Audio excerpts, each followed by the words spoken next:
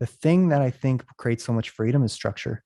I think sometimes people think like structure is like rigid, but no, structure can create freedom. Mm, So even on that note, when we're talking about zooming out, daily, weekly, monthly, quarterly, yearly, we need to be having a blocked amount of time, a time for us that's intentionally designed to zoom out mm. and zoom in and look at the data. Whether it's wearable data, whether it's about looking at our habits, whether it's looking at our blood work, whatever it is, looking at the details, zooming in, but also looking at the bigger picture and zooming out.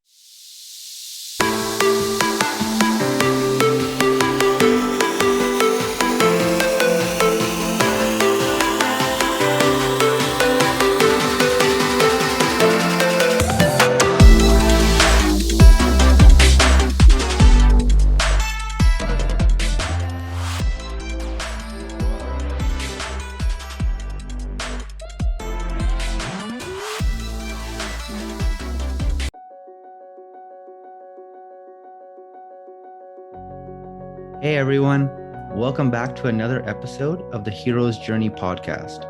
As always, I'm so grateful to have you all here. Thank you all so much for showing up and being a part of this community. I really hope that you've subscribed to our podcast so that you don't miss a single episode. Thank you all so much for the love and support.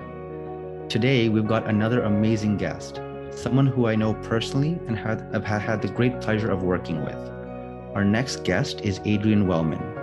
Adrian has a vision of a world where people start their day with energy, confidence, and purpose through powerful health and performance habits.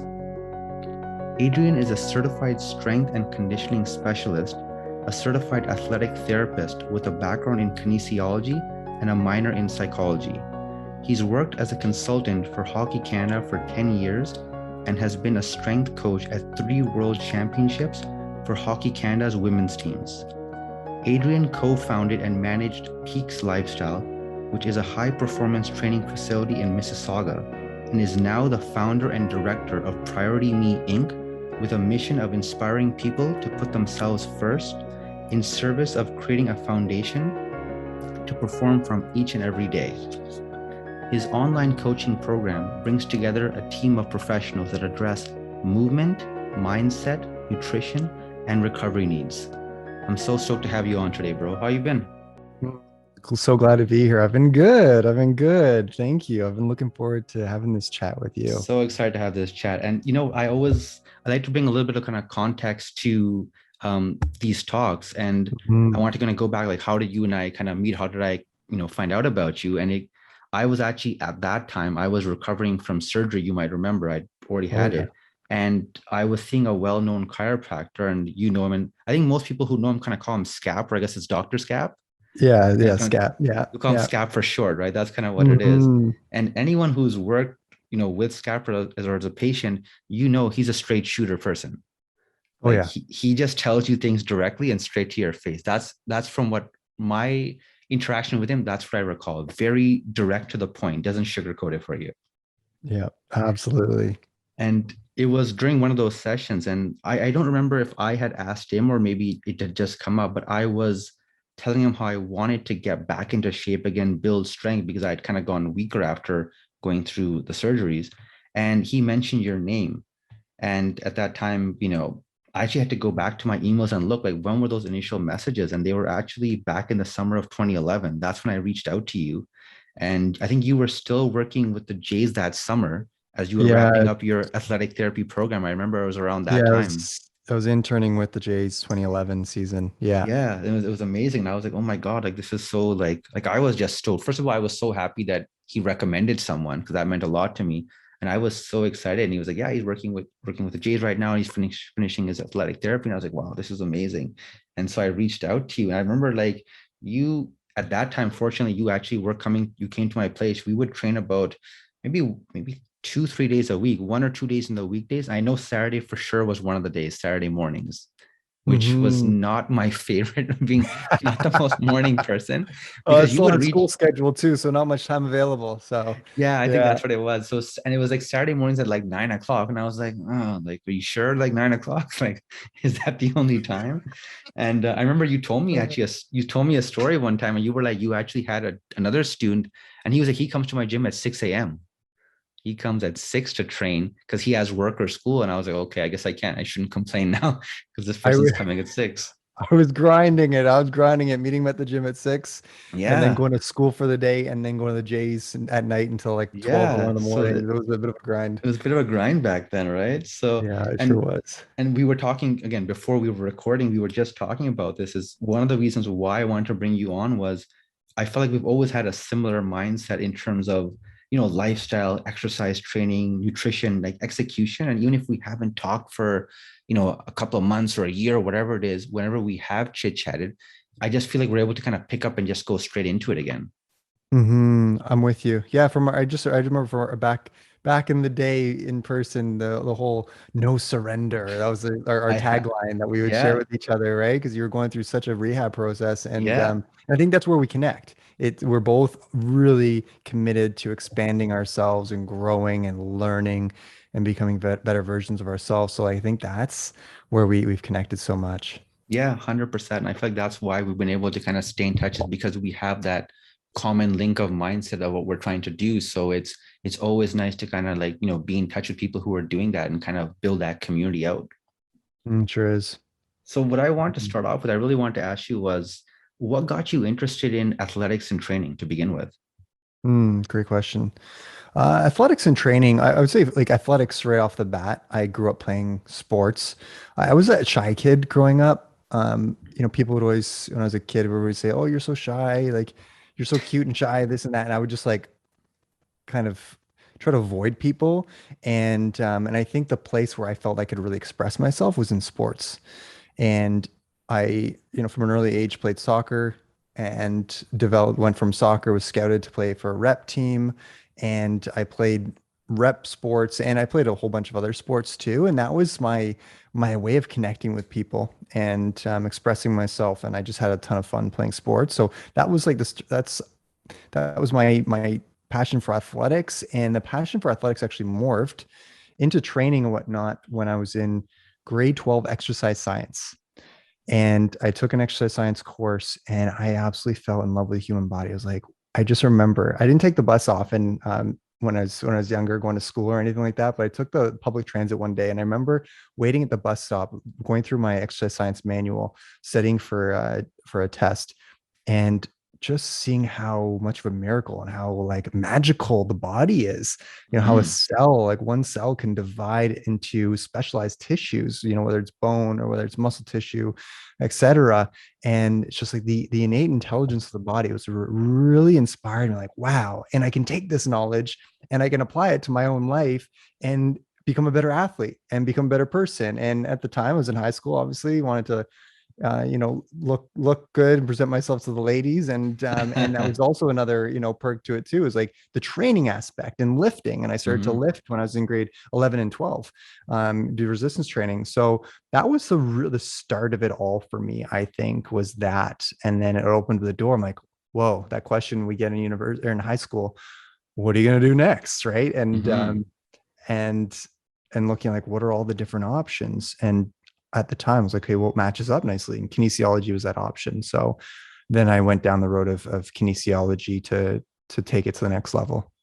That's amazing. Honestly, I can totally relate with you about the part of being like an introverted kind of kid because I was always the shy, quiet kid. I only feel like I started coming out of that phase probably in like your later 20s and even really 30s, to be honest. Like I've always wanted to be more open and just more of an social person, but I was always a quiet kid growing up. And I played some sports as a kid. I played, I think, Rexdale, like the soccer league for a couple of years. We had really not the best teams, but I definitely never made it to the level where I was like scouted or things like that. It was kind of just like a couple of years you kind of played it.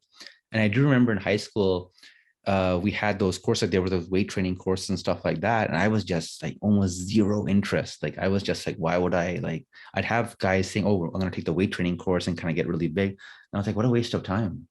I was like, why would you want to like why would you want to waste your time like doing that? And when I look at Yeah, it yeah, now, yeah. I was like, you should have taken those courses back then. That would have been like you would have been exposed even earlier to that type of thing. Maybe you wouldn't have gotten super deep, but at least you would have had that exposure into it. So looking back, I wish I had actually done that. I do remember those courses.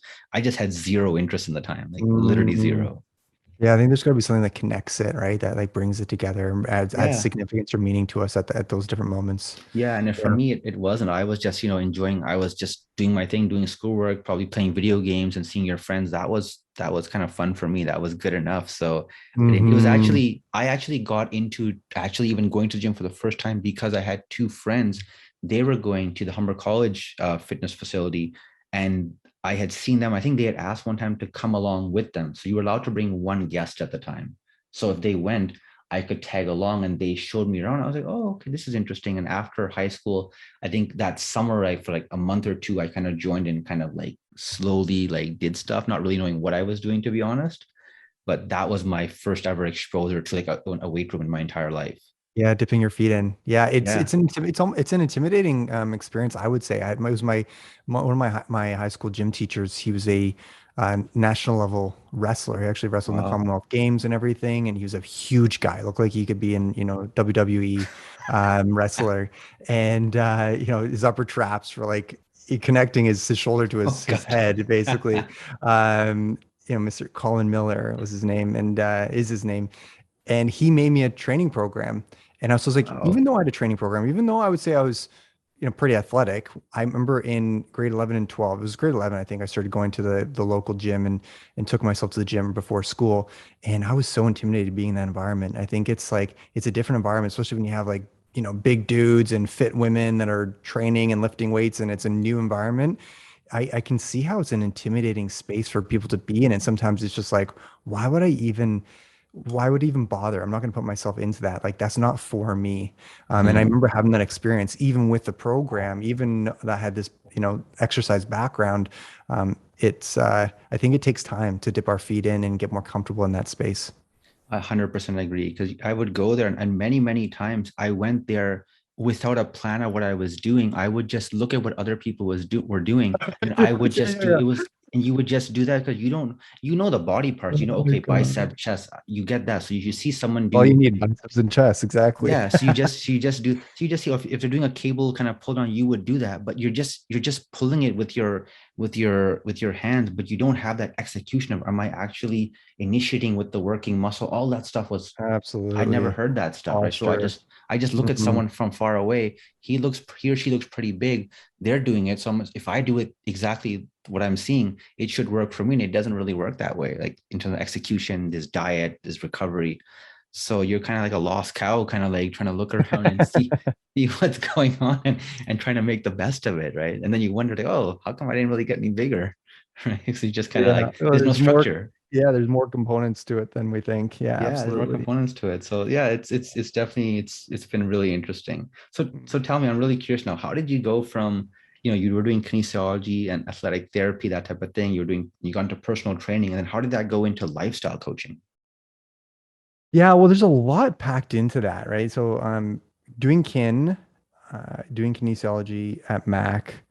I then became a personal trainer, like you mentioned, and I was like, "Oh, cool! Like I'm certified personal trainer. Like I know it all." Or like I've got this certification, and I thought it was so cool too. And it was like, not that it's a bad thing or anything, but I quickly realized that there's so much more to learn, and I had to actually learn how to be a good coach and communicate with people. I remember working with one of my first clients in the gym as a new personal trainer, and my client wouldn't say a word, and I was like, is he enjoying this personal training session or not? And I knew that I had to be good at communicating with people too, not just showing them exercise. Anyway, and I knew I wanted to just expand. So I was lucky enough, Steve Lidstone, one of my top mentors who's probably made the biggest impact for me, one of the biggest impacts of my life. He came to the school as a strength conditioning coordinator. So then I got into strength conditioning at this school. I applied for a job with him, and I was the women's varsity soccer team's strength conditioning coach. And then that led to another thing. I had the opportunity. He opened up a door for me. I had the opportunity to go to Hockey Canada. That's when it all started for me in 2011, I believe it was. Um, and and then when with Hockey Canada, And being around my mentor, Steve Lidstone, who's an athletic therapist, is like, whoa, I want to learn more about the body. I want to be able to support someone if they say their shoulders bothering them while they're doing a shoulder press or a bench press, instead of being like, oh, go and maybe book an appointment with a therapist. I want to solve it on the floor, like with people at that moment. Mm-hmm. Um, so it was just this desire to keep learning more and more. And I knew that in order to help a person, I needed to be able to be well versed or verse enough experience in different domains. So yeah, that then took me into after Mac. I went to athletic therapy for 3 years at Sheridan College. I was lucky enough to skip first year, and then we met doing through my internship with the Blue Jays. Mm-hmm. But then after that, things just rolled really well for me. Having a business partner, a friend, a colleague, opening up a gym, and things they just like almost fell into my lap. I would say it's hard work meeting opportunity, but Mm-hmm. it just felt so effortless.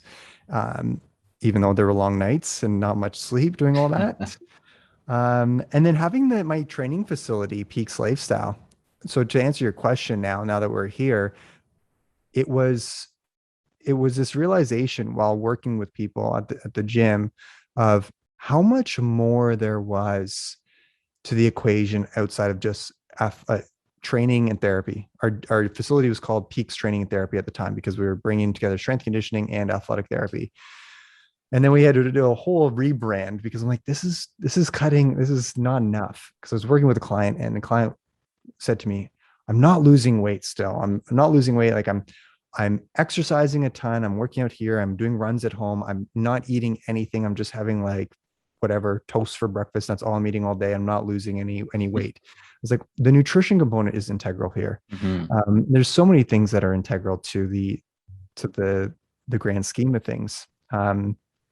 And I was like, okay, we need to bring in other elements to this whole paradigm of health and wellness. Um, and one other thing that really stood out to me, I was working with Hockey Canada with their women's national team, and we sometimes had this opportunity at camps or pre-competition camps to me as a strength coach sit down with all the ladies, all the women, one-on-one, have a conversation. And I was able to have conversation about their training, how everything is going. And I use that opportunity to talk more than just the training. I started to ask them, how's your nutrition? How's this going? Tell me a little bit about your day, like your days, your week. Like what are you up to these days when you're not playing hockey? And what I quickly realized was that even at this national level, at this high performance level, and these women are amazing athletes, amazing hockey players.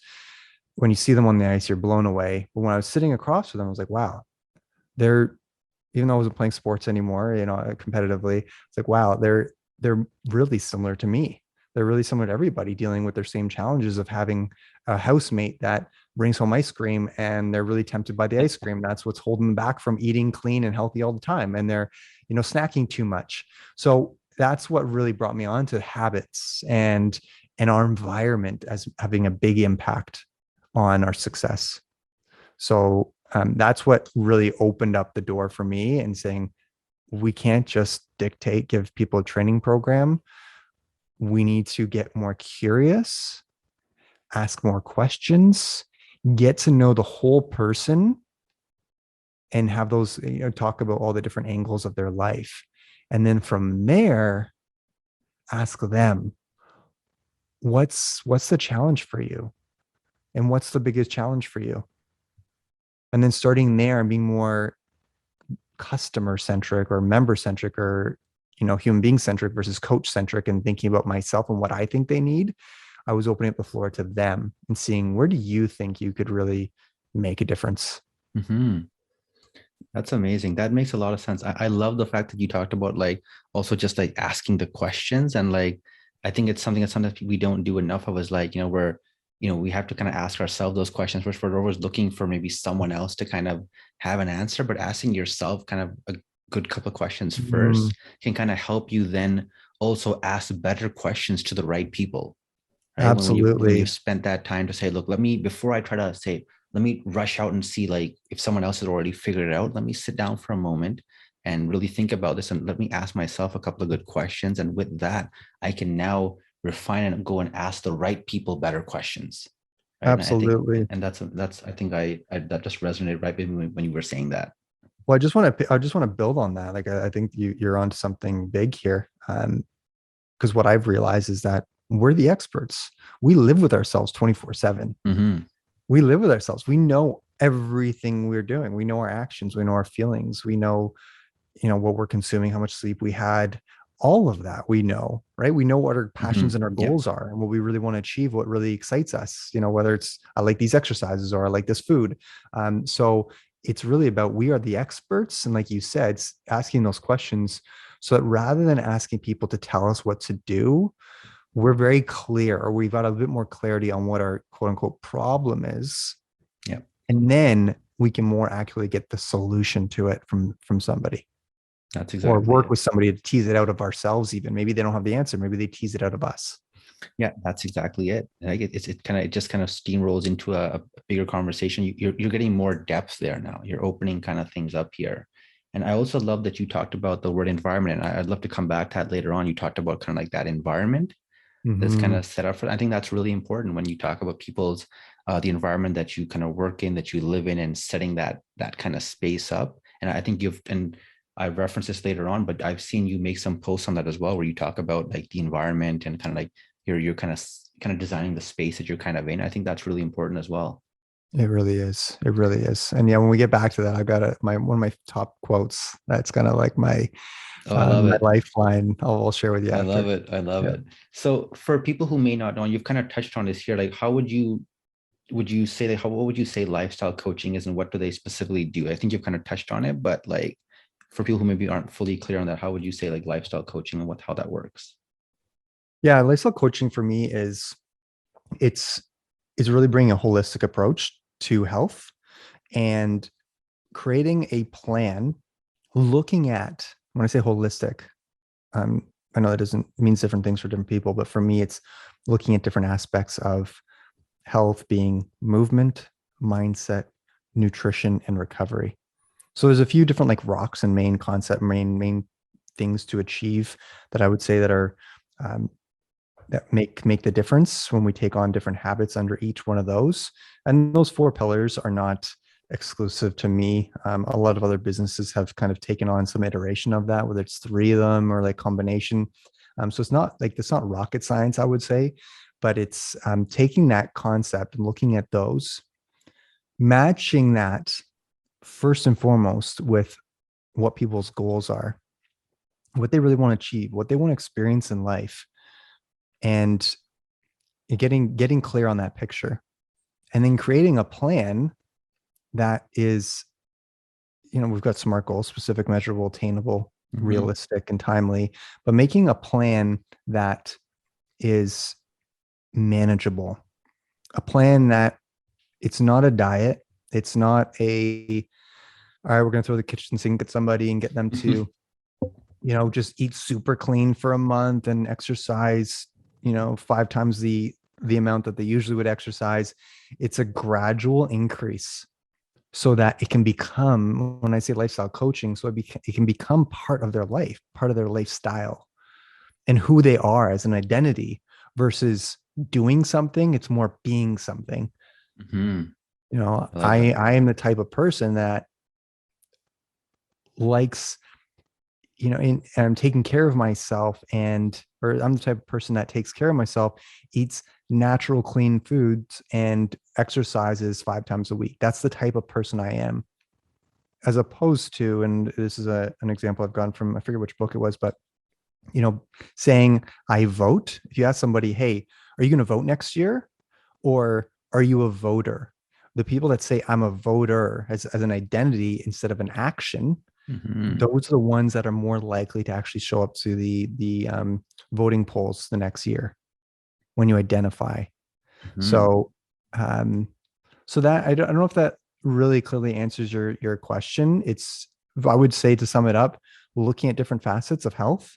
For me, it's the four pillars, and marrying that up to a sustainable lifestyle, a sustainable plan for somebody to take on and transform their habits.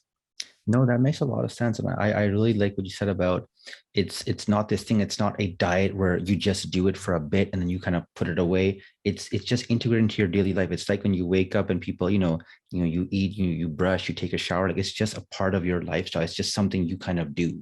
It's integrated into your day, your week, like it's just part of your natural day versus an additional thing that people are saying, oh, I got to do this now. I guess I have to go to the gym today, right? It just should be part of Yeah, your normal flow where it's just kind of normal to kind of be doing that, right? Integrate into absolutely. your life, right? It's Into not the this life. add-on. Yeah. It's like, and having space on our plate of life, right? A lot of us have full plates, Mm-hmm. or we have the experience or the perception that we have very full plates. We have no time. That's I would say a common theme that I've experienced with most people when I onboard or do surveys. Um, so I think that's what I find is that there's often prescription of what to do without actually checking in with somebody. And is this something that you want to do? Is this something that you're ready, willing, and able to take on? And is there space in your day, or are you willing to carve out space in your day to do this? Right. It's instead of prescribing and giving advice, it's really seeing how we can actually make that lasting change. Yeah, and it's typically the ones who genuinely like they're excited about what it is they're doing. They're typically going to make the time for it, right? It's they're going to find ways to it's because it's important to them. So they're going to kind of carve out that time versus the ones who are maybe the half, half kind of doing it where like they want to, but they don't know where they're going to find that time. Just like the story you gave the example of the person who were training at 6 a.m. That's clearly someone who wanted to do it. They clearly had to go to school. You had other things to do, so they had to find a time that kind of worked for everyone. And 6 a.m. happened to be that time. So you can sleep at 6 a.m., you can be sleeping. Or for him, it was equally important. Training was more important. And that was really important. And that wasn't something they were willing to kind of compromise on. Yeah, And he was so, just as dedicated as you. No surrender. He yeah, had there was something no he was surrendering, working right? You have through. to, yeah. Yeah, It's like I and he said, drove. He'd left his place, Northeast Toronto, at 5 a.m. to come and see me, and it was, yeah, there was hardcore dedication that's another there. thing I was going to say. Like we're saying the training starts at 6. He had to be up before then and get to, it's not like he just woke up and crossed the street and entered the facility, right? He's Hmm. coming from wherever he is. So that is real dedication, right? And it's you have to kind Hmm. of, this type of thing, like it is work. And I feel like this type of thing is you can't really skip steps, right? You've got to you got to do one thing at a time. It's kind of what I say. It's like small step, big priority, right? People want to say, all right, it's time to start working out. I'm going to go to the gym 7 days a week, and that lasts for about 1 or 2 weeks, maybe 3 weeks, versus saying, you know what, let me just start with maybe 2 days a week. Let me kind of get comfortable with it. Let me take a small step and let me Hmm. really commit to that. And then let me kind of scale up from there. I don't need to climb the top of the ladder. I need to first just get on the ladder, right? Let me get onto the ladder and then just take one step up the ladder. I don't need to start hopping steps off the Yes. ladder. You know what I mean? And Yeah. people try to do that to get to the top, and then you end up falling or tripping, on the whole ladder just falls off and you fall with it, versus just saying, first, let me just get on the ladder. Let me see how this feels. And then let me take one step up the ladder. Let me master that and then go up and up, right? So small steps, Yes. big priority, right? Yes.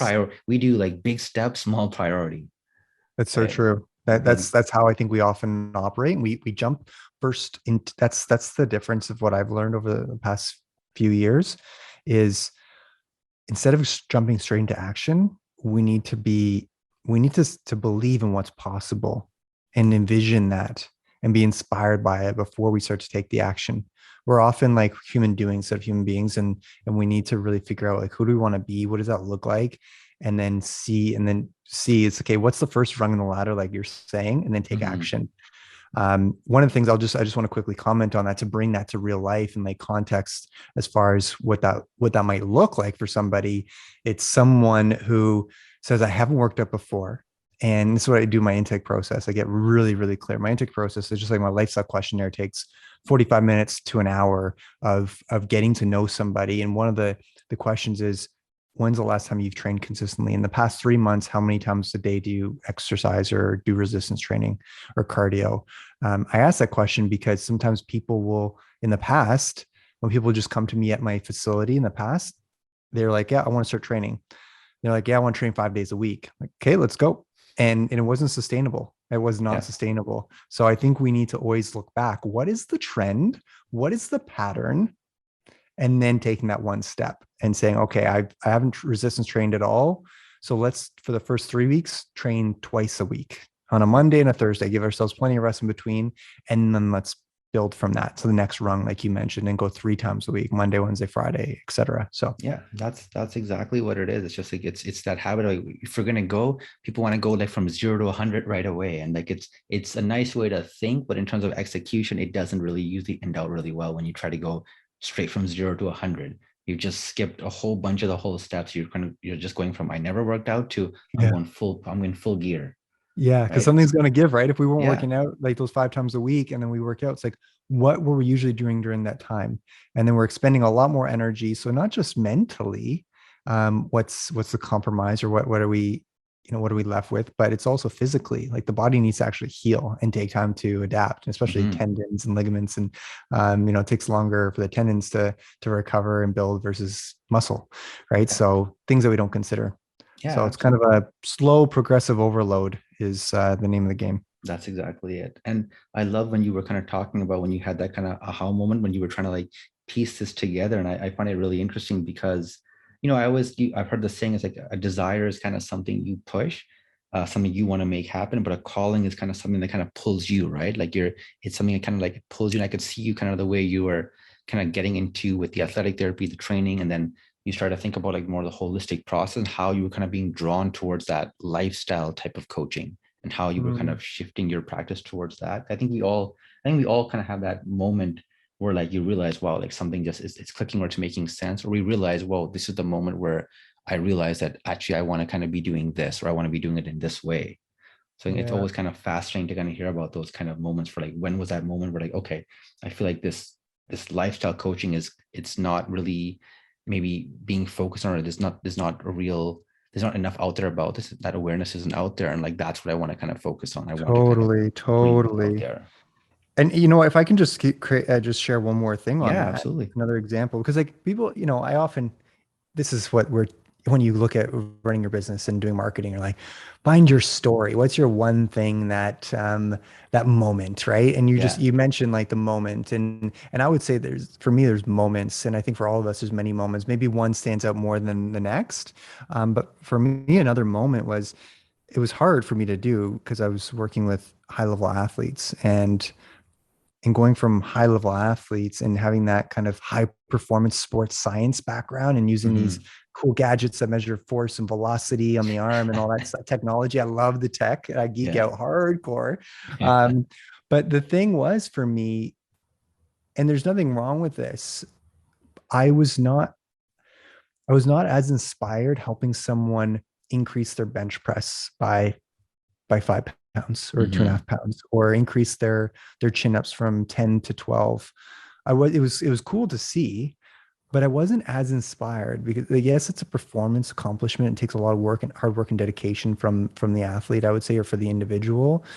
But what really started to inspire me, I went from working with general population, like people that aren't, high performing athletes, to athletes, and then back to um, let's just say young adults and young professionals and parents. It's kind of more the demographic now, because I remember being in my office at Peaks and working with an individual, working with it was actually a parent of an athlete, and they actually became a member, and I could just hear the all the things that weren't working for them in their life, and the frustrations and all the barriers of being consistent with their own activity and eating healthy, and the toll that it took on them, like just not having energy, like being totally depleted at the end of each day. Hmm. And and I could see like almost like feeling like they were giving up in a way. And this is for many people that I had met with in my office and talking about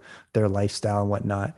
And when I started to work with them and started to create solutions, I was like, this is a little more tricky. This is, yeah, in the state of flow. They always say like things we want to be have work or tasks that challenge us a little bit Yeah. for Yeah. us to really enjoy the work.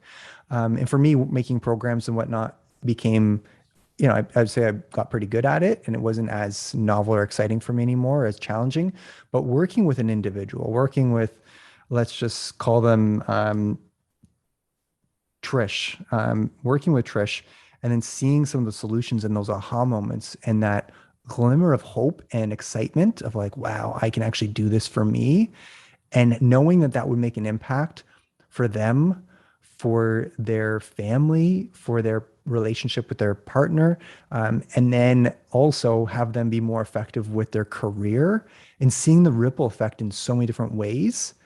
It was like getting someone who's maybe at a health from of 20 to 30%, let's just rate at 20, 30%, up to an 80, that became more inspiring to me than having someone go from a 90% performance and from like a, let's just say a strength and conditioning to a 95%, if that Mhm. make if that resonates. Yeah, I guess what you're saying is you're talking about you were essentially it was that bigger impact because from where they were, you had it was a bigger kind of holistic kind of impact on their life, and it went just beyond, maybe the training portion. It had an impact on maybe their quality of life or relationship with their family. Maybe they're even more better, productive, or focused at work now. So now you've touched multiple kind of facets of this person's life You know versus what, you hit the nail on the head. I didn't think of that. You said the words quality of life. That's yeah. that's it. That's what I would say is the biggest thing for me and has been. Yeah, Absolutely. no, that's Yeah. absolutely amazing. I love that. And so you founded a company called Priority Me. Tell us how that kind of came Yes. about. Its inception, it started off, I was still, co-founder, running Peaks Lifestyle. I was doing a lot of personal development. I went down personal development, I wouldn't say rabbit hole, but I got really inspired by podcasts and I started listening to books and I started taking courses. One course I took, it's called the Landmark Forum. And then I took like other courses they offer, which were then more focused instead of like working on ourselves, working on how do we make an impact in the community now that we're a bit more Hmm. clear on our vision and inspired. Because at the end of the day, it's not about us. It's not just about me.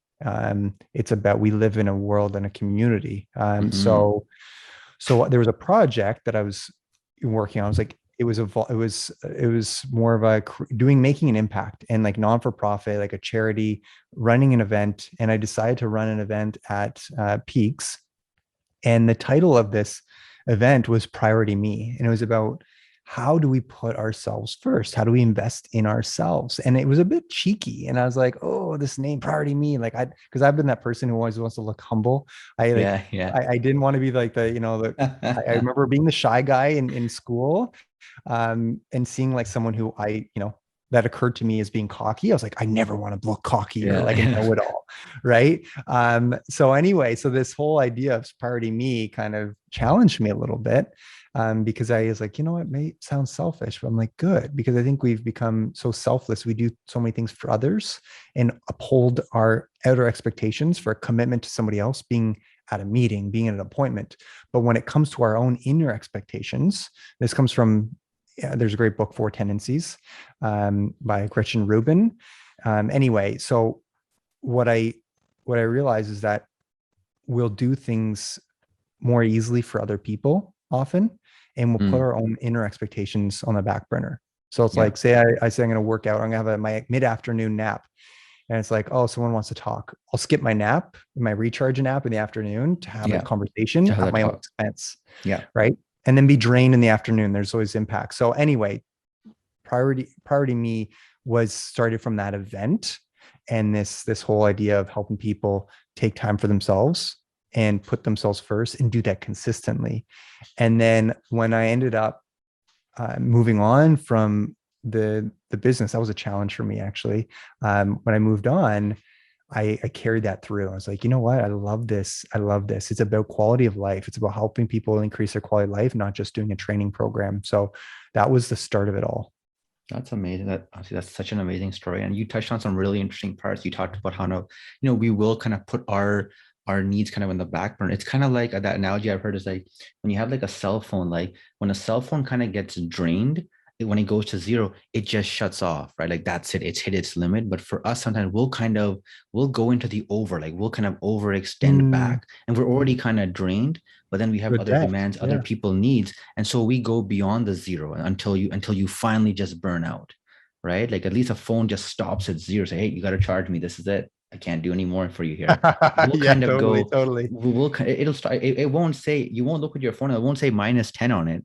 right? It doesn't do this, just it goes to zero, boom, it shuts off. No matter what you're doing, it's just gonna shut off and say tough luck, right? Because Mhm. you didn't plan to charge or refuel. But we'll kind of overextend. We'll go into like -10, -20 until we finally get fully burnt out, right? And it's a really Yeah, it's just kind of an interesting analogy of kind of like if you want to show up for for other people, you got to kind of show up for yourself first, right? that's And it. That's it, my man. Yeah, at 100%. It's like yeah, how do you fill someone else's bucket or contribute in your life with it from an empty bucket? You got to yeah. fill up that bucket, Yeah, and that's right? exactly it. So it makes a lot of sense. Like on the outside, you might say, oh, priority me, like that's, it sounds selfish. But really now I think with the world that we live in today, this type of thinking is actually more accepted. Like it's what people actually do want to hear. It's like, hey, like we need to start taking care of ourselves right It now. Like, is. right. It's Yeah. I think it's also that time, like the kind of world, how things have changed. And now the world is very accepting. Hey, when we talk about even mental health, things like that, Mental people are health, saying, hey, yes. look after your health, look after yourself first. I remember when I worked at Home Depot and supply chain before I got into the user experience stuff I was doing, and then going from there, I was in it was a very minor car accident, like a fender bender type of thing like that. And I was at work, I think the next day, and my boss at the time came to me and he said something, and I've kept that with me all these years. He said to me, he said, always remember your health is more important than your job. Like he said that, Hmm. and he told me to pack my stuff up and like go home and like come back when you were better. Like he said he came to see because he heard from another friend who had hired me. He had kind of told him, hey, he was in a car accident. He right away came to my cubicle to talk and asked me how I was doing, and he was like, and he's like, how are you doing? He's like, you should be resting. And he's like, remember, like your health is always more important than your job. And he said, pack your stuff up, and he's like, go home and like just like get better first. And Hmm. I've kept that with me in terms of like, if you have your health and that type of thing, health, mental, all that stuff with you, you can do a lot of things, right? Because you're in a good Absolutely. space. But if you're not in a Absolutely. good space, it doesn't matter if you give me all the resources, all the stuff like that. I can't do anything with it, or I can't make the most of it because I'm not in a position to do something, either physically, emotionally, whatever it is, right? I'm not able to take advantage of that. So if I look after Absolutely. myself and make sure I'm in a good spot, then when opportunities or things come up, I'll be ready to kind of grab them and go for them, or kind of go and initiate stuff because I'm in a really good space. Yeah, you're primed and ready to go, Yeah, you're right? primed and Like ready to go. That's you're exactly primed it. and ready to go, and that's the thing. And just like your example of the cell phone before, you can maybe just get a new cell phone. You can't get a new body, Yeah. right? Well, we're not there yet. I know where technology and medicine is always being so innovative, but that's not something we can do, right? And we don't want to get to the point of being too far and being at a point of disease.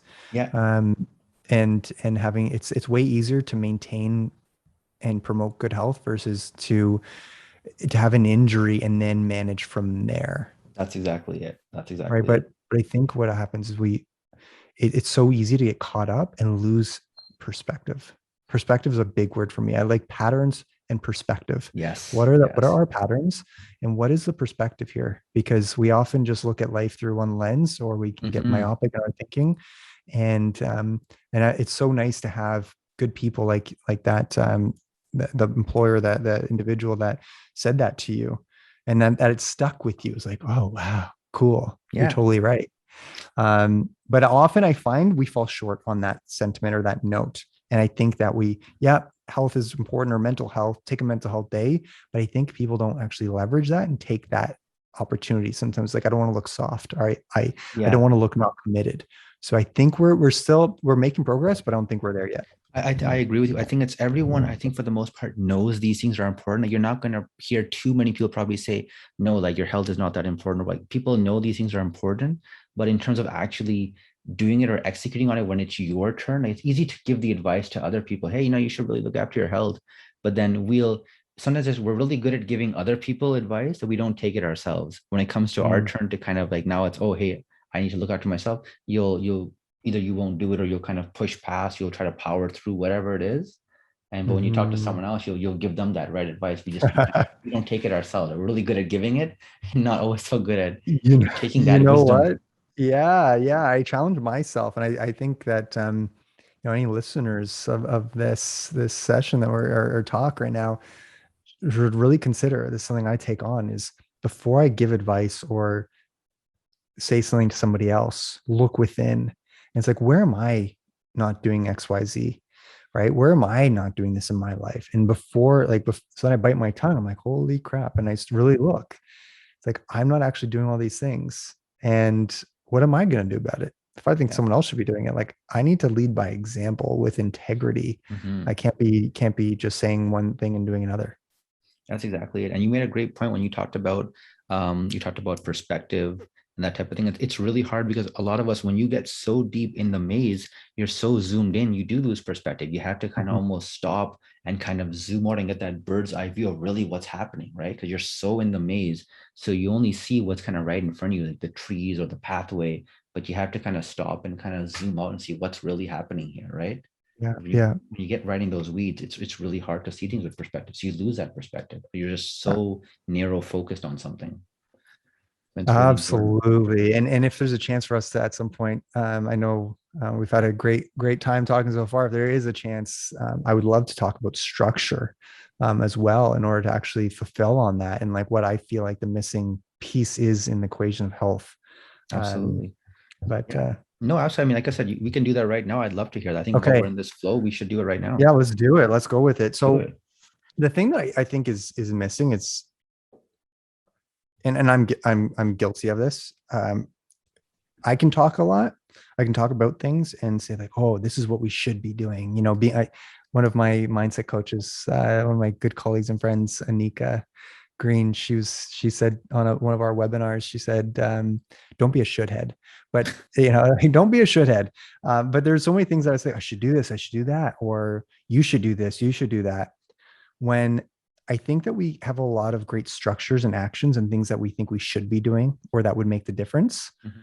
but execution is the thing that often is missing or lacking. So just on this one example of zooming out, okay, great, that's fine and dandy. It's a theory, it's a philosophy, it's an ideal to achieve, right? Or to have be part of our life. The thing that I think creates so much freedom is structure. I think sometimes people think like structure is like rigid, but no, structure can create freedom. Mhm.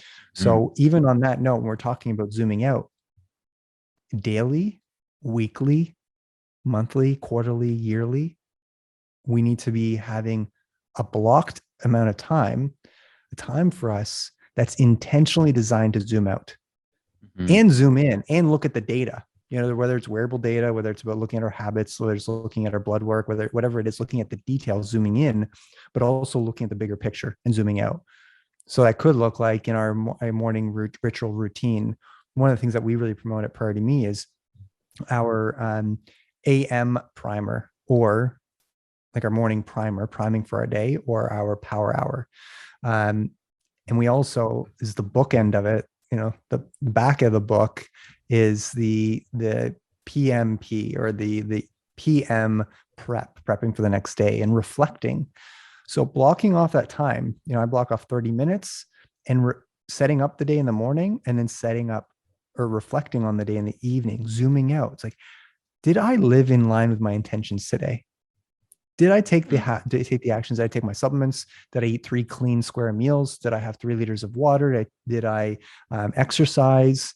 Did I you know did I look at my health data and reflect on that? So all these things, but having that space allocated and dedicated to that. Otherwise, I think we'll be just wandering and roaming this earth and just kind of drifting around, doing like in the doing of it all. Yeah. But then we can extrapolate that into creating time on a weekend, whether it's spending an hour reflecting on the trends and the patterns of the week, so that we can Hmm. then get perspective. And then doing that once a month, looking at the 4 weeks, 4.3 Yes. weeks, whatever you want to call it, and so on. Right. And at the end of the year, a powerful practice is taking a week off, whether you have your own business or not. And you can, I think we can always create space for ourselves, whether it's a week or whether it's 4 days or 3 days, a long weekend, and just look at the whole year, not just set a New Year's resolution or intention, Hmm. but look at everything. And that's whenever I hear people saying, oh, this is a great idea. Okay, great. Well, how are you going to actually implement that? And that's part of the behavior change. Like we have a whole structure on habit development as well, like the science of habits. Um, so people are empowered and educated to transform any habit that they want to transform.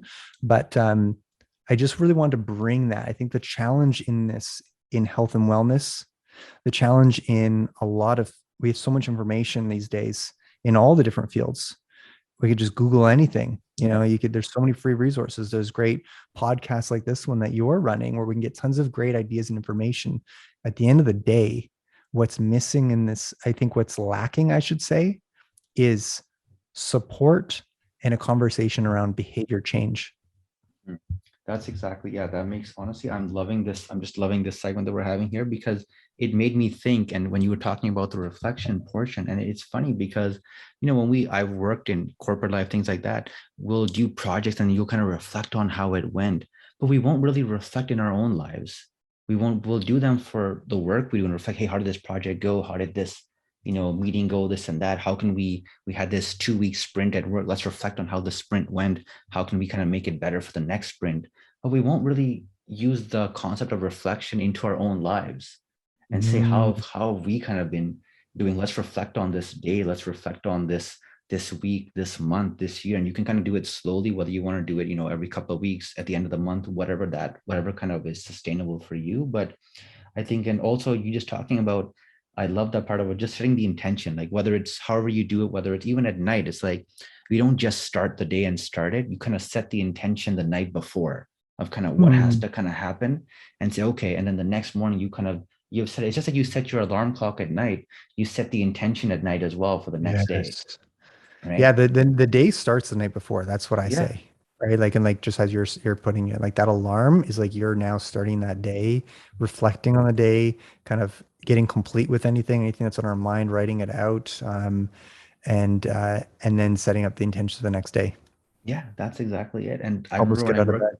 when I worked in a corporate world, we had this, there was an infinite loop model. It was a design model for design thinking, but it had this infinite loop. And if you imagine that infinite loop, and on the far left, it had O for observe. In the middle, it had R for reflect.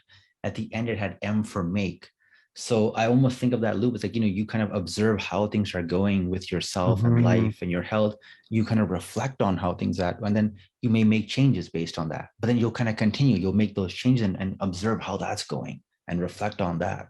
So it's a loop that kind of keeps on happening, right? And I kind of find myself thinking about that as well and saying, okay, like, how can I apply this to just my own life, not just a project, Yeah. right? So it's just, I love that stuff about just Vishaal, this is reflections. great.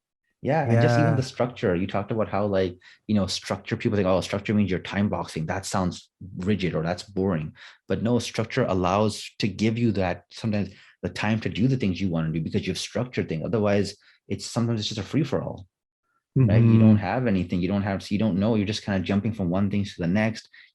Structure does kind of give you freedom, right? It's kind of, it's what I call kind of, we're questioning assumptions and breaking these old conventions that we've had, right?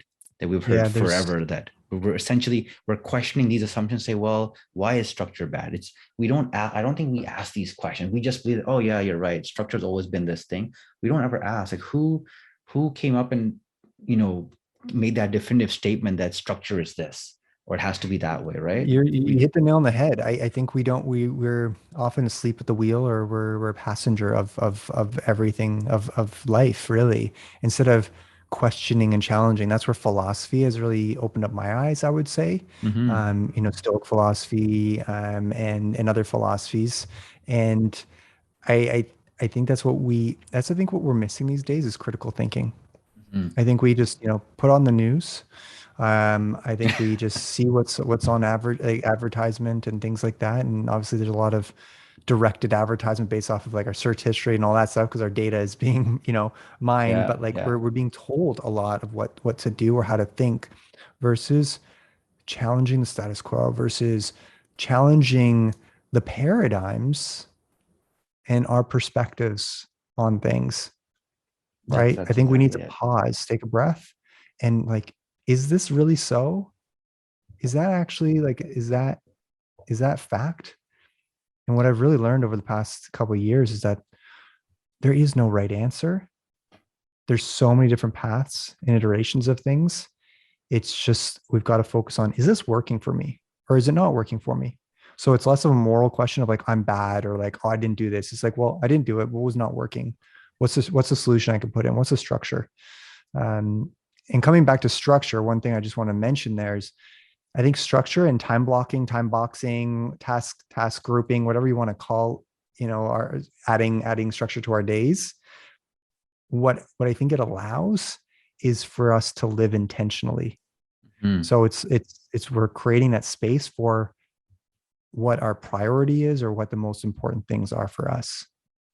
I love that. That's exactly kind of it. Just the intention. And I think it makes a great point. We always try to think about it's like this is right, that's wrong. What's right for you may not be right for me, right? It's we're always sometimes in this world, you're Mm, looking for kind of like certainty in a very uncertain world, right? You're looking for a definitive thing. And sometimes there isn't just a definitive thing, right? And I think yes. having that ability to navigate uncertainty is a great skill because people who can kind of navigate that, they're going to be able to navigate all aspects of their life, right? Mm, if you have that ability to kind of navigate the mind and dealing with uncertainty, you're going to be able to, in any situation you're put in, you're going to be able to kind of handle it. You're going to be able to yes. know because you're going to be able to stop and take a step back and say, like, what am I hearing here? Or like, if sample people sometimes get triggered by a certain thing, you have to kind of stop and say, wait, is what this person is saying, is that really grounded in facts? Or is this based on an emotion or feeling or whatever it is like that? And we don't kind of do that. We just kind of we listen, we react, listen, kind of react, right? And Like there's a lot of reaction going on these days. Yeah. a And lot of I've reaction experienced going that on. more and more and more, Yeah. with the climate that we're in, the world we're in. Yeah, so it's such, oh my God, just it's such an amazing topic. And Yeah. now I want to go back to what you said because it is such an important thing. I think I knew Mhm. that you would understand the value of this because it's something we've talked about. And I do talk a lot about the value of kind of community and having people around us to kind of cheer us on, but also to help kind of redirect you when you might be going in the wrong direction. And so Yes. I want to get your take on what you feel is the importance of kind of building and having that community around us. Mm. Well, I mentioned I read a quote and then I'll expand on it. But one of the quotes that I love is by Wolfgang von Goethe. If I pronounce his name correctly, I hear different pronunciations. He's a uh, writer, philosopher. Um, Forget what year.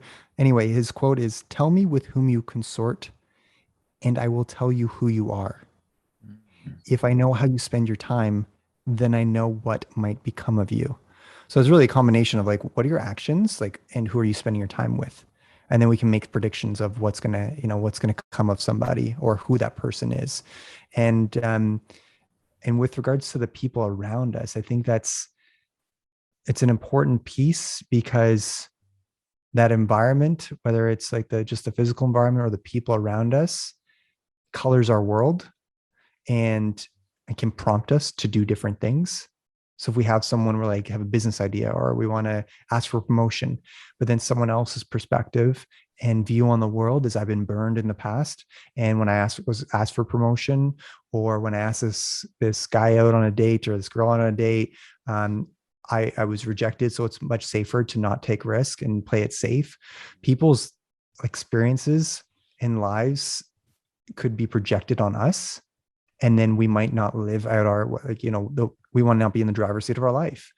We might be getting other people's history or past and bring that into our present moment. So when it comes to people, I think the most important thing is to surround ourselves with people that love us, that believe in us, and that just support us in a positive manner. And that like, yeah, you say you want to do this, great. Like you can do this, and then can hold us accountable to that um, commitment or promise as well. And I think we need different varying degrees of support, whether it's from family, from our friends, from our colleagues. They're all different kind of levels of support. I also think it's great to have a mentor, Yes. someone that we know is way ahead of us on the journey.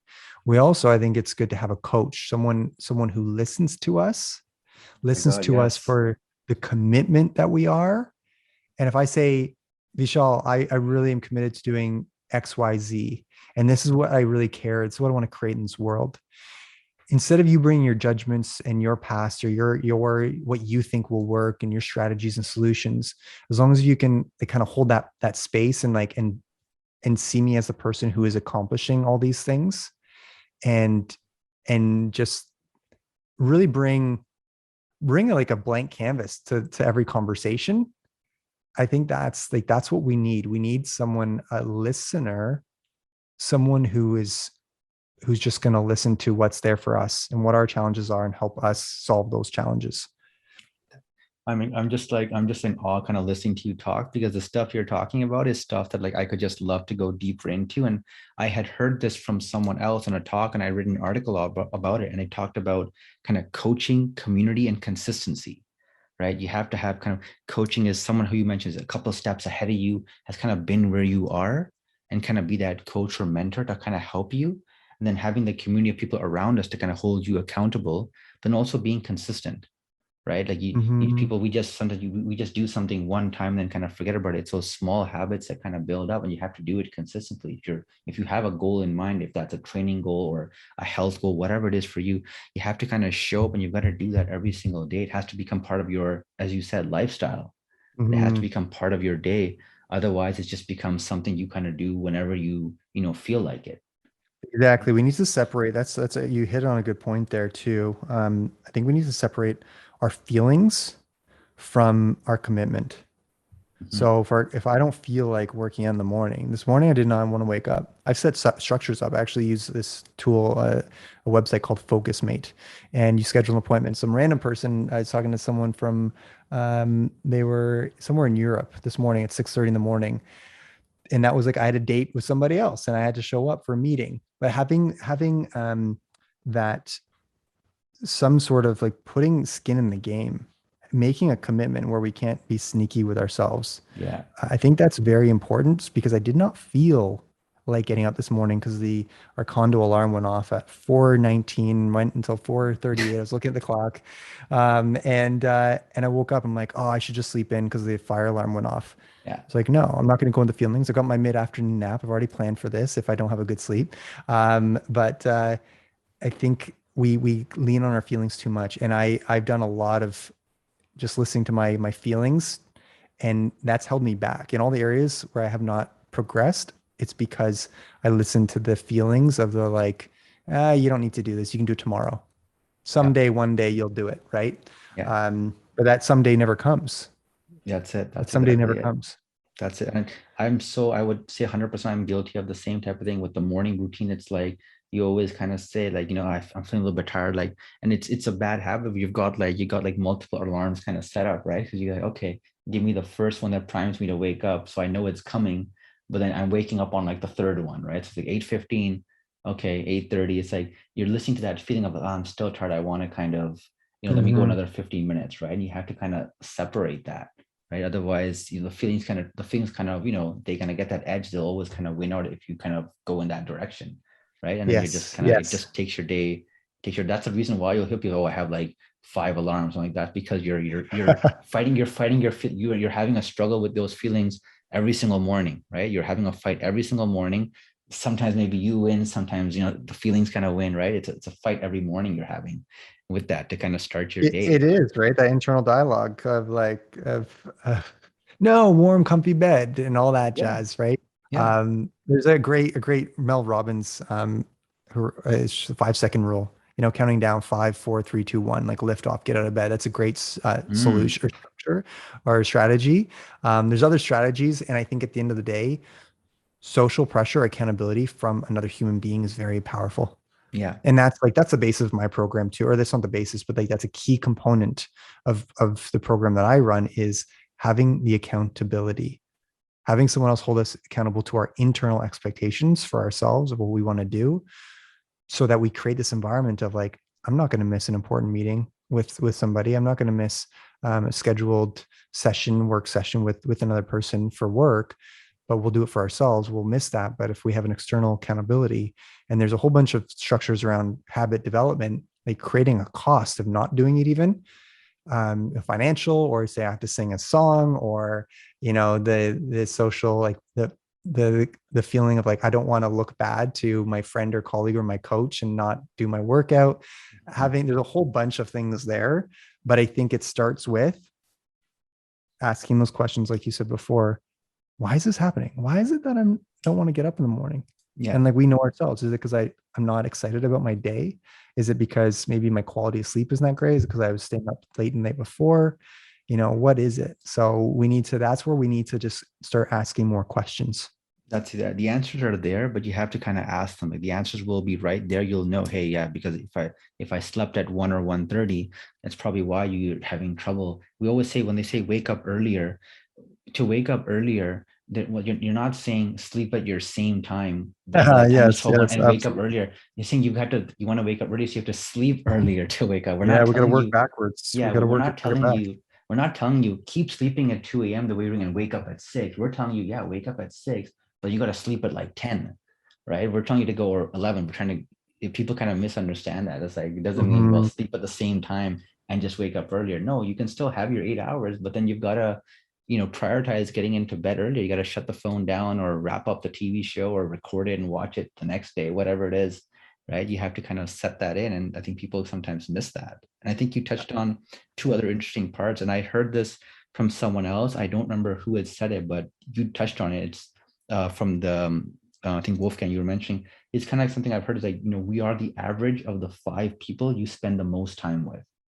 Mhm. So the type of people you spend time with, that you're going to model similar habits. If you're with a lot of friends, let's say, who are very entrepreneurial, have their own business, you might be more inclined to do something like that because that's the kind of people you kind of talk about those type of things. You talk about entrepreneurship, business, things like that. Or if you're working with people who are doing like, social causes, stuff like that. So we do kind of, it has an impact with the people that you spend a lot of time with. You're absolutely right. If we're spending time with our friends that would rather watch sports or watch things sports and drink beer for Friday night and Saturday nights versus someone who a group of friends that wants to play the sports, very Mm, different outcomes, very very different different outcomes. outcomes. Not to say one's bad or good, but No. depending on what our goal is and our intention is very different outcomes. And I've shifted my group of friends. I've had great groups of friends growing up, very very supportive, amazing groups of friends. And as of late, because I've done so much personal development, I'm doing Toastmasters. I'm on, my board of directors here with some really smart, successful people. I'm doing I mentioned Landmark Forum and having a great group of friends there. People that are in that sphere, that world of growth, expansion, helping others, community. That that's my world now because of the Mm-hmm. people that I'm surrounding myself with. So I think we need to really do an inventory, take stock of who am I spending time with in my life, and I don't think we have to try to save. I don't think we want to give up on relationships or like say, and I'm too good for them or I don't need them. I just think it's like, is this relationship serving me? That's a great question. Yeah, that's a great question. It's okay. You might have those same group of friends, but you might have a different group of friends who you're, depending on the type of goals you want to kind of align. So you might, if you have, let's say, all your, very simple example of you want to maybe start your own kind of company or business, and all your close friends right now they enjoy their 9 to 5. They enjoy that type of environment. They're not very entrepreneurial. That doesn't mean you stop hanging out with them. That just means you may have to also find a second group of a community that has that entrepreneurial type of spirit you're looking for. And you might kind of go and talk with them once a week and ask them questions, right? Hey, you're right. It's not like an Absolutely. either or. Say, sorry guys, I have to cut you Ooh, guys out now, and go this that's way. a great point. I think that's the big thing. I think the either or, the all or Yeah, nothing. yeah, it's And this way does or it that have way, to be right? this or that, or can Yeah. it be this and this? Yeah, I think that's what it is, right? So there's nothing Yeah. wrong with your friends who want to do that, but because you are interested in another area, you've got to now find people, that community that look like that future that you kind of want. So you've got to go out and find, say, okay, well, hey, and that broadens your horizons. You have a whole new set of contacts, friends, and you meet with them and say, hey, we meet once a week and we talk about our business and how it's going and ideas, and that's really great for me. Then I meet with my other friends and we just talk about life and we talk about sports, and it's not so you kind of get each kind of set kind of gives you something different. It doesn't have to be one or the Absolutely. other, right? So it's, Absolutely. And it I helps think, expand our horizons and our perspective as well yeah, with different and people. you might bring those conversations into your your current group of friends, and that might get them interested in something, right? So it's like, it's just, yeah, I think we really try to be like, it's got to be this or that. So, and it doesn't have to be like that. So yeah, that's a great point. And as Yeah. we kind of slowly kind of wind down, your last couple of questions Yes. for you is, Yeah, of course. you talked about this, and I was waiting to get to this because you mentioned the word flow. You mentioned Yeah. this early on, and I wanted to ask you, for yourself, when do you kind of feel in flow? Like, when do you in the day, like on a typical day, or if there's a typical day where you kind of lose track of time, or you kind of wish you could spend another hour doing the thing you're doing? Like, what's that flow state for you? Great question. And just before I jump into that, I just want to, Yeah. because we talked about a lot of great stuff just before that this question.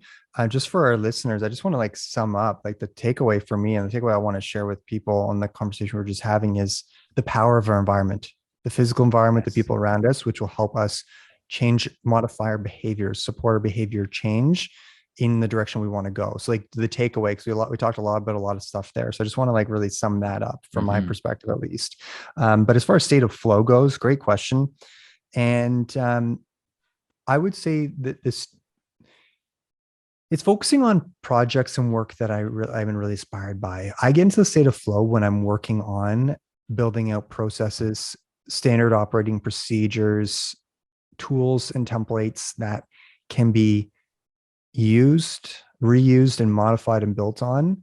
I like creating, like building, like um, I like creating systems and getting it Mm-hmm. on paper. And I love flow charts. So my state of flow is like when I'm flow charting and I'm putting a whole bunch of ideas into a visual format instead of linear down like a Word document, Yeah. in a visual with different lines and things connecting, because that's how our minds work. That's what I really connected to. So I get into that state of flow when I'm in that state. And I also get into the state of flow. I think everybody has their different flow states, and I think maybe, I don't know if we have to define flow, but let's just say we're in this zone, like you mentioned, where time just passes by and it feels effortless and we're engaged. We're Yeah. almost like, there is no time. And we're deep in that work. And then when we're done, we're like, whoa, where did the whole day go? Right. Yeah. And we've Yeah. created all this amazing stuff and we've been used up by the work. So that happens for me more in the morning. So I block off, 9 a.m. until 12 o'clock. I've got blocked off. I think it's important to have small breaks and do, whether you do like the Pareto principle, and do, whether it's 20 on, 5 off, or 25 and 5, or longer bouts. I like to do longer bouts. But typically that's in the morning. And where, like, full transparency, I think it's important to be authentic in conversations. I have not been experiencing the state of flow that much lately.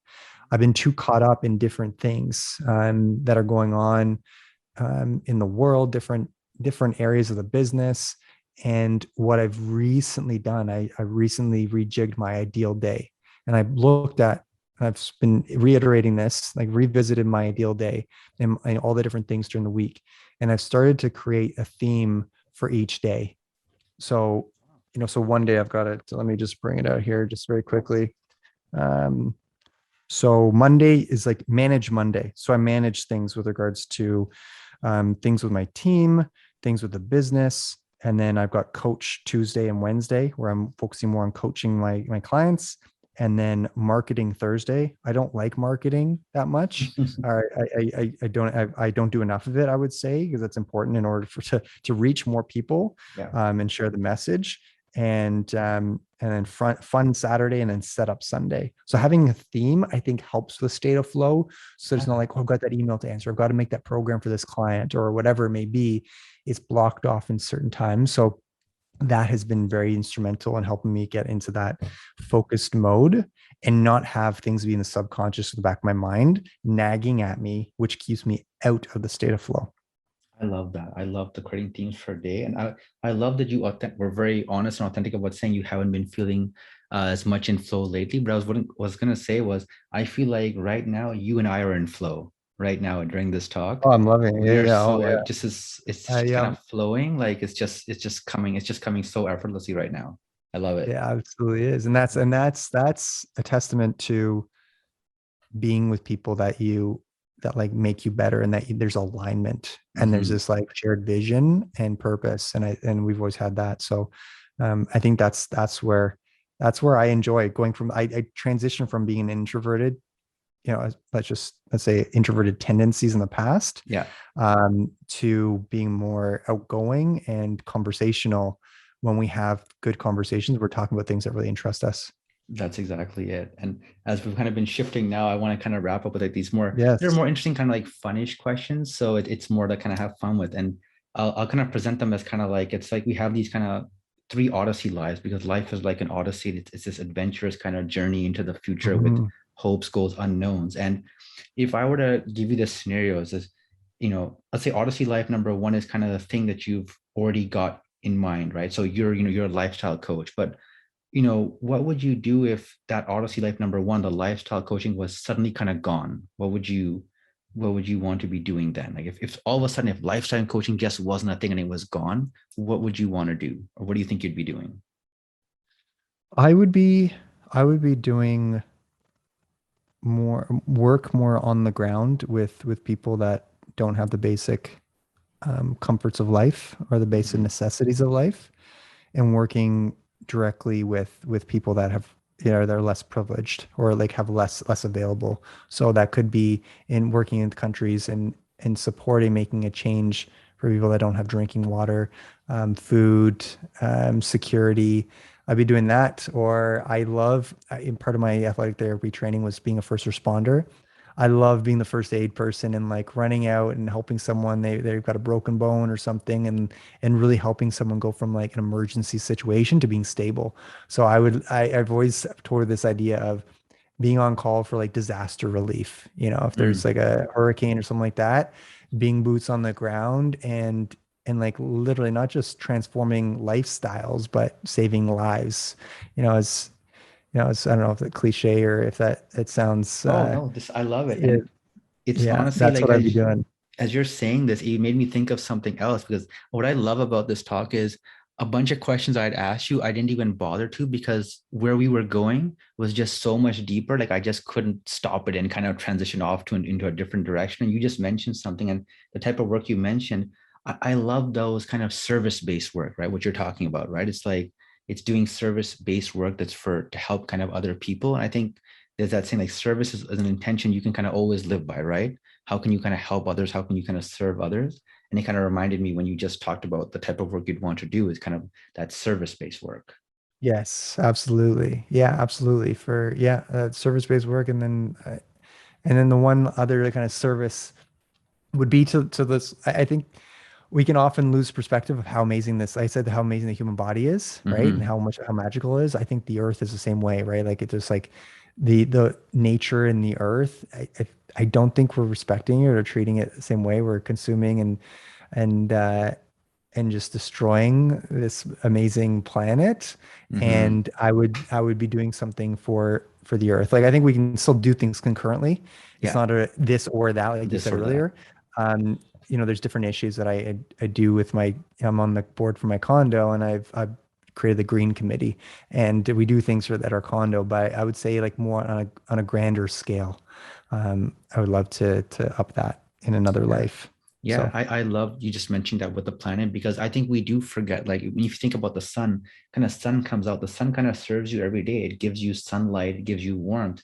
It kind of comes out every single day. It doesn't kind of choose kind of when it wants to come out and say, okay, I think today I'm not going to shine on Adrian today. I'm not going to shine on Vishaal today.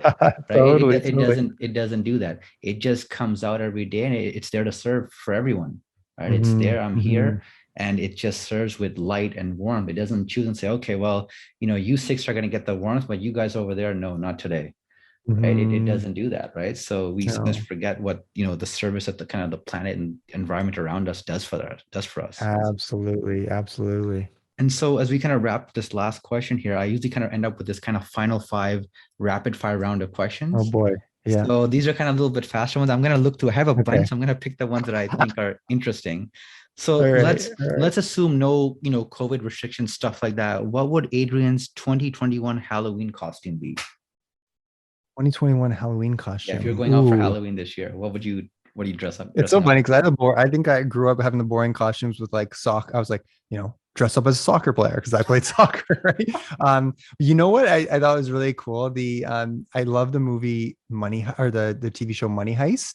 Yeah. And you know that the outfit they have, it's like they're kind of there to like create a revolution Yeah. and with the Money Heist mask and the red jumper. I would say I Yeah. would dress up like that. Okay. Oh, that's interesting. I like that Yeah. one. I like Yeah. that one. Um, what are you reading these days? Any particular books you've been reading or podcasts you've kind of really been into? Marcus Aubrey or Aubrey Marcus, I should say. He's got some amazing podcasts. He developed the supplement company on it. He's great. So Aubrey Marcus, and then also Huberman. He's another great person to listen to. Okay, awesome. Yeah, he's science based. He's a neuroscientist background.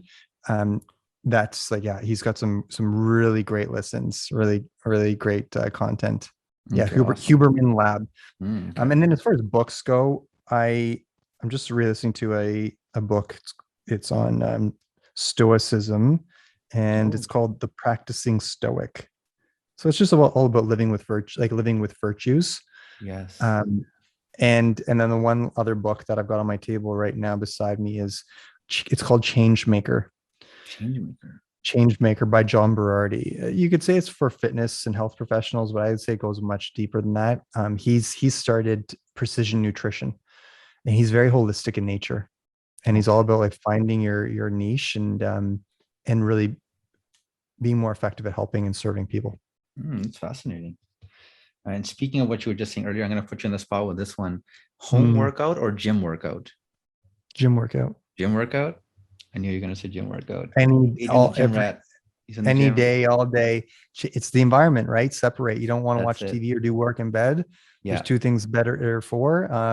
And same thing with the house. I think it's good to change up the environment and have your workout space. I 100% agree. It's about designing. It's about that space, right? It's the environment you're in, and it has an impact.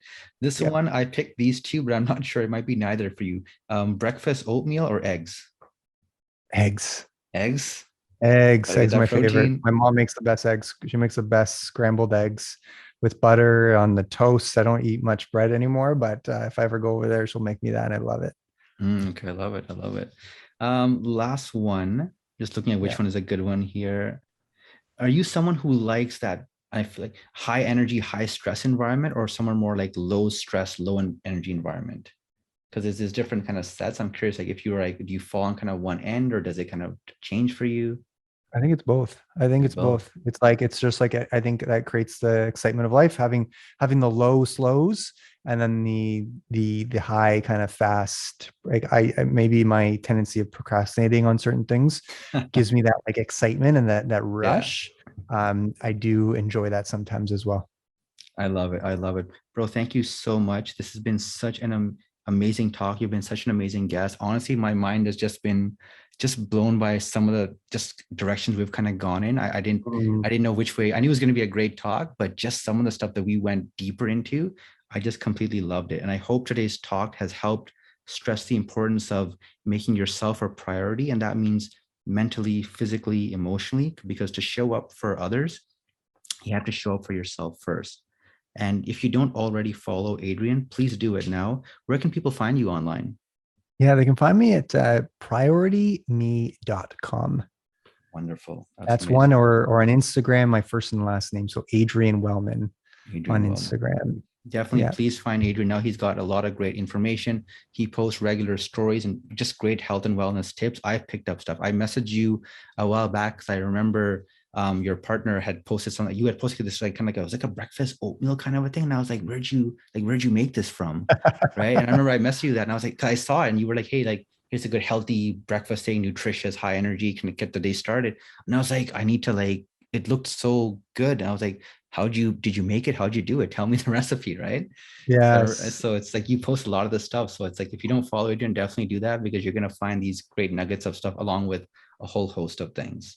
Yeah. Thank you. Yeah. I just want to Well, just quickly mention on that yeah. I'm really here just to have a conversation with people and just ask questions and see where people are at. So even on my website, priortome.com, there is an option to schedule in a complimentary discovery call just to talk and just see like where people are at. And so I'm my intention is to be very generous and provide a couple solutions and perspectives for people to take on from that complimentary call.